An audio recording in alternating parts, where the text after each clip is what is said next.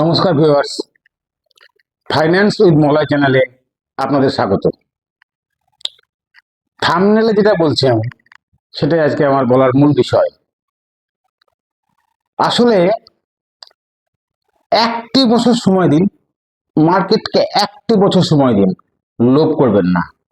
আমি কি বলতে চাইছি বোঝার চেষ্টা করুন।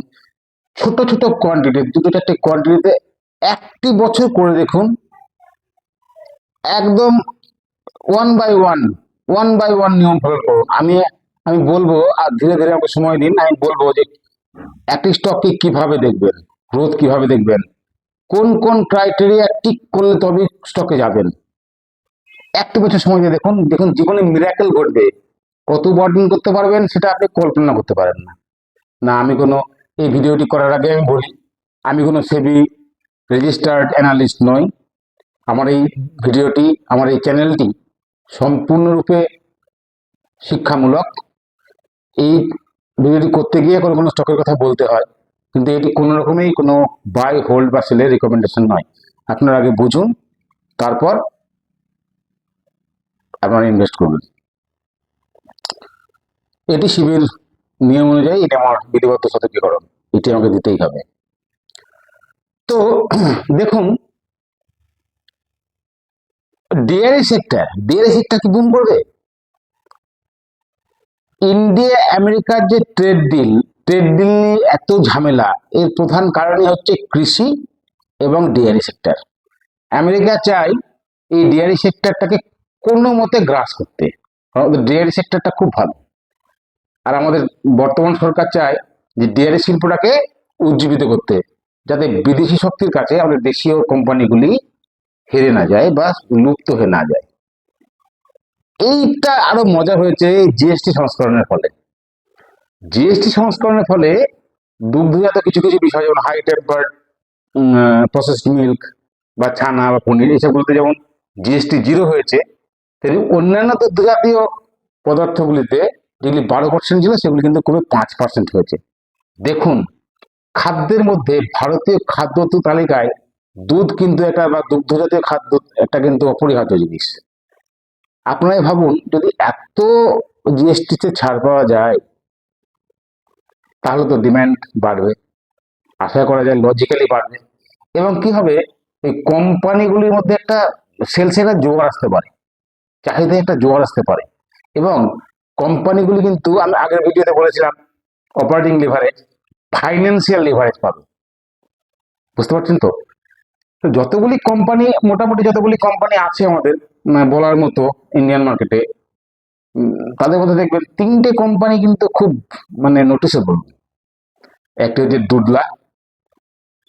ডুডলা ডেয়ারি, হেরিটেজ ফুড, আর হচ্ছে পরাগ মিল্ক। 3টে কোম্পানি, ডুডলা, হেরিটেজ, পরাগ। দেখবেন এই কোম্পানিগুলো কিন্তু সাইক্লিক্যাল। দেখুন দেখুন এগুলো কেমন আমি বলি, যেমন ধরুন এই বর্ষাকালে দুধ প্রকিউরমেন্টে সমস্যা হয়, দুধ আনতে, দুধ সংগ্রহ কি হয়, ছোট ছোট ব্যবসায়ীর কাছ থেকে, ব্যবসায়ী বলবো না, যারা উৎপাদক, ছোট ছোট চাষি, তাদের কাছ থেকে কোম্পানিগুলি দুধ সংগ্রহ করে, প্রসেস করে। তার যে বর্ষা হয়, এবার বর্ষাতে প্রচুর প্রকিউরমেন্টের সমস্যা হয়েছে। সব কোম্পানিগুলি একই কথা, ডুডলা বলুন এক কথা বলছে, হেরিটেজও এক কথা বলছে, পরাগ মিল্কও এক কথা বলছে। আবার দেখুন, ওদের যে দুগ্ধজাত আইসক্রিম বা ধরুন ওই দই বলতে পারেন, এগুলি তো শীতের সময় চাহিদা কমবেই। আর শীতের সময় তো কেউ আইসক্রিম খাবে না, কমবে, খাবে না নয়, এটা খুব চাহিদাটা খুব কম।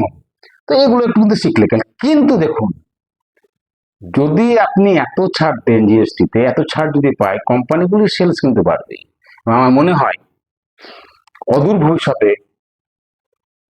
দেখুন জীবনে কোনো কিছু নিশ্চিত নয়, অদূর ভবিষ্যতে কিন্তু এই ডেয়ারি কোম্পানিগুলিতে বুম আসতে পারে, ব্লাস্ট করতে পারে।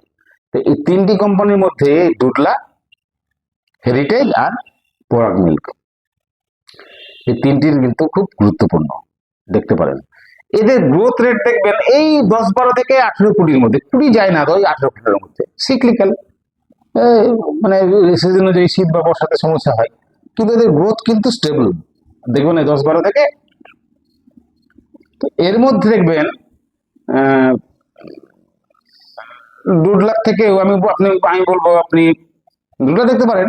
তার আগে কিন্তু দেখবেন পরাগ আর হেরিটেজ, এই পরাগ আর হেরিটেজের মধ্যে হেরিটেজে কিন্তু গ্রোথ রেটটি ভালো, আরও ভালো। আর পরাগের কিন্তু ব্র্যান্ড দারুণ। ওদের যে গোবর্ধন ব্র্যান্ডটা আছে না, গোবর্ধন ঘি, শুনে থাকবেন, এই ব্র্যান্ডটা কিন্তু দারুণ, মানে মার্কেটে টকার আছে ব্র্যান্ডের গোবর্ধন। আর এর কি আছে, হেরিটেজের আবার কি আছে দেখুন, ওদের আবার ফিডসের ব্যবস্থা আছে, গোখাদ্যের ব্যবস্থা আছে। এর মধ্যে আরো সেই খুব সুন্দর।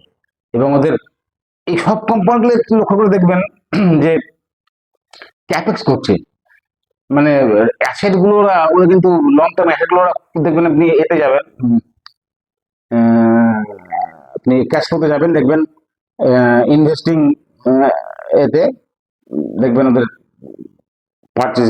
পারচেজিং এটা বাড়ছে আস্তে আস্তে। এটা কিন্তু খুব ভালো সাইন এই মুহূর্তে।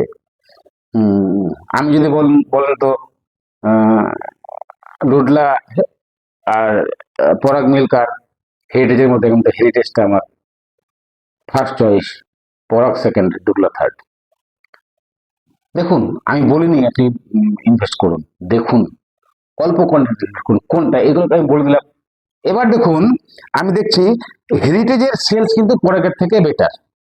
যদি হেরিটেজের সেলস দেখেন, পরাগের থেকে কিন্তু বেটার। আর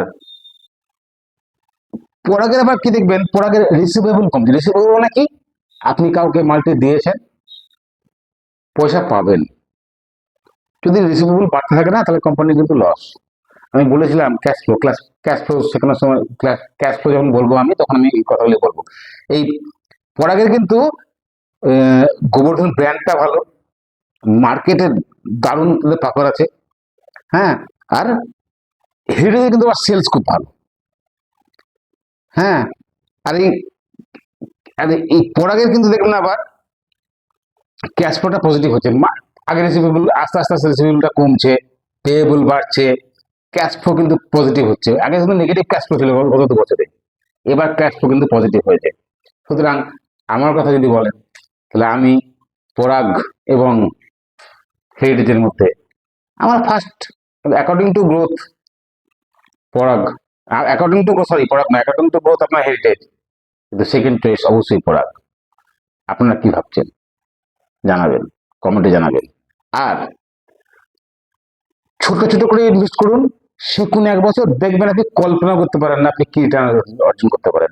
আশা করি আমার কথা বুঝতে পেরেছেন। আর আমি যে বলেছিলাম যে life all time high cross করার পর সেইটিকে যদি ব্রেক করে, অল টাইম হাই ক্রস করার পর, মানে মাল্টি আর ব্রেকআউট দেওয়ার পর কোনো ক্যান্ডেল যদি ক্লোজ করে, তার উপরে একটি ক্যান্ডেল ক্লোজ করলে পরে সে ছুটবে। দেখুন একবার পরাগের চারটি দেখুন, হেরিটেজ ফুডের চারটি দেখুন, সব বুঝতে পারবেন। আশা করি বোঝাতে পেরেছি। ভালো লাগলে লাইক করবেন, কমেন্ট করবেন, সাবস্ক্রাইব করবেন। নমস্কার।